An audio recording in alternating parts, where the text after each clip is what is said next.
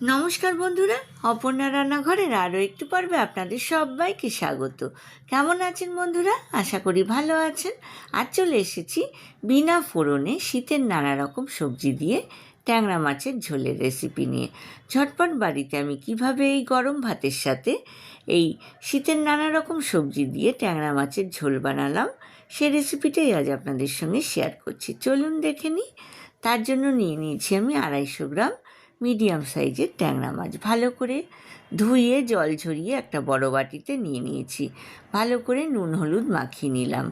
এইবার মাখিয়ে নেব সামান্য একটু কাঁচা তেল, যাতে গরম তেলের মধ্যে মাছগুলো দিলে না ফেটে যায়। কড়াইতে আগে থেকেই 3 টেবিল স্পুন সর্ষের তেল আমি গরম করে রেখেছিলাম। এইবার মিডিয়াম টু হাই ফ্লেমে আমি মাছগুলোকে 2 পিঠ বাদামি করে ভেজে তুলে নেব। এইবার একটা বাটি নিয়ে নিলাম, তার মধ্যে আমি মশলাগুলোকে আমি গুলে নেব। দিয়ে দিলাম 1.5 টিস্পুন হলুদ গুঁড়ো, 1 টিস্পুন জিরে গুঁড়ো আর 1.5 টিস্পুন কাশ্মীরি লাল লঙ্কার গুঁড়ো, স্বাদ মতো নুন, দিয়ে দেব 2টো চেরা কাঁচা লঙ্কা। মাছগুলোকে এপিট ওপিট আমি করে দিচ্ছি। 2 পিঠ কিন্তু বাদামি করে ভেজে তুলে রাখা হয়ে গিয়েছে। এইবার আমি মাছগুলোকে কড়াই থেকে তুলে একটা বাটির মধ্যে রেখে দেব। বন্ধুরা যারা প্রথম থেকে আমার সঙ্গে আছেন তাদেরকে অনেক ধন্যবাদ। আর যেসব বন্ধুরা প্রথম আমার চ্যানেলে ভিজিট করছেন তাদেরকে আমার চ্যানেলে স্বাগত জানাই। মশলাগুলোর মধ্যে আমি সামান্য জল মিশিয়ে মশলাটাকে রেডি করে রাখলাম। মাছগুলোকে কড়াই থেকে তুলে আমি একটা বাটিতে রেখে দিলাম।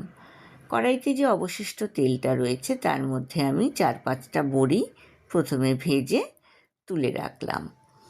এই তেলের মধ্যেই আমি দিয়ে দেব লম্বা করে কেটে নেওয়া সামান্য একটু বেগুন আর 3-4টে শিম।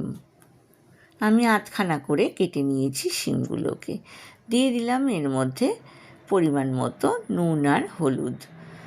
শিম আর বেগুনকে আমি একটু সাঁতলে নেব। এইবার এর মধ্যে দিয়ে দিলাম লম্বা করে কেটে নেওয়া আলু। খুব ভালো করে একটু ভাজা ভাজা করে নেব। যেই মশলাটা আমি তৈরি করে রেখেছিলাম সেই মশলাটা আমি এবার কড়াইয়ের মধ্যে দিয়ে দিলাম। খুব ভালো করে সবজিগুলোর সাথে মিক্স করে নিয়ে মশলাগুলোকে ভালো করে কষিয়ে নিলাম। যেই বাটিতে মশলা কষিয়েছিলাম সেই বাটিতেই গরম জল নিয়ে সেই গরম জলটা কড়াইয়ের মধ্যে ঢেলে দিলাম। আরও খানিকটা মোটামুটি 1 কফি মগ গরম জল আমি কড়াইতে দিয়ে দিলাম। দিয়ে দিলাম ভেজে তুলে রাখা বড়ি।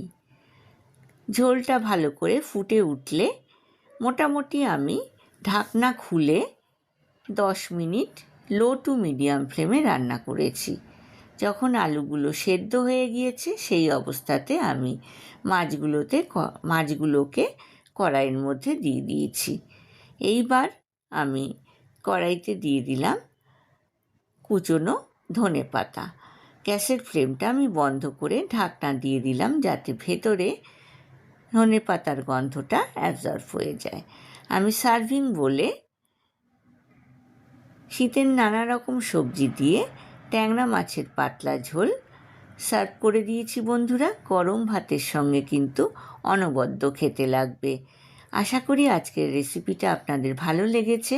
ভালো লাগলে লাইক, কমেন্ট, শেয়ার করতে কিন্তু ভুলবেন না। পাশে থাকা বেল আইকনটা প্রেস করবেন, তাহলে আমার নতুন নতুন রান্নার নোটিফিকেশান বা আপডেট কিন্তু আপনার কাছে প্রথম পৌঁছবে।